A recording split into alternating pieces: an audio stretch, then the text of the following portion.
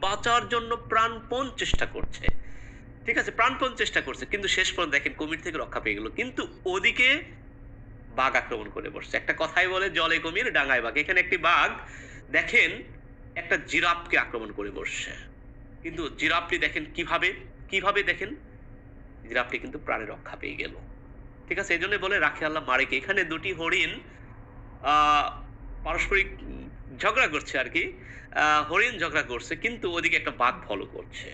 একটা বাঘ ফলো করছে, শেষ পর্যন্ত আক্রমণ করছে। কিন্তু দেখা যাক শেষ পর্যন্ত এখানে কি ঘটনা ঘটে দেখেন। শেষ পর্যন্ত একটা হরিণকে বাঘটি ধরে ফেলছে।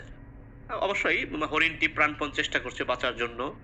কিন্তু শেষ পর্যন্ত কি হয় আমরা দেখি। শেষ পর্যন্ত কিন্তু প্রাণে রক্ষা পেয়ে গেল। দেখেন, এই হরিণটি এই বাঘের রিজিকে নাই। ঠিক আছে? এরপরে দেখেন এখানে একটা আফ্রিকান শুয়োর পানি পান করছে।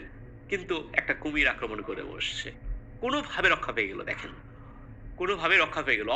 অল্পের জন্য রক্ষা পেল দেখেন। অল্পের জন্য রক্ষা পেয়ে গেল। আসলেই কথাই বলে রাখে আল্লাহ মারে কে। এই আফ্রিকান শুয়োরটি নিশ্চয়ই এই কুমিরটির রিজিকে ছিল না। এখানে একটা হরিণ পানি পান করছে। এখানে একটা হরিণ পানি পান করছে। দেখা যাক কি ঘটনা ঘটে এখানে।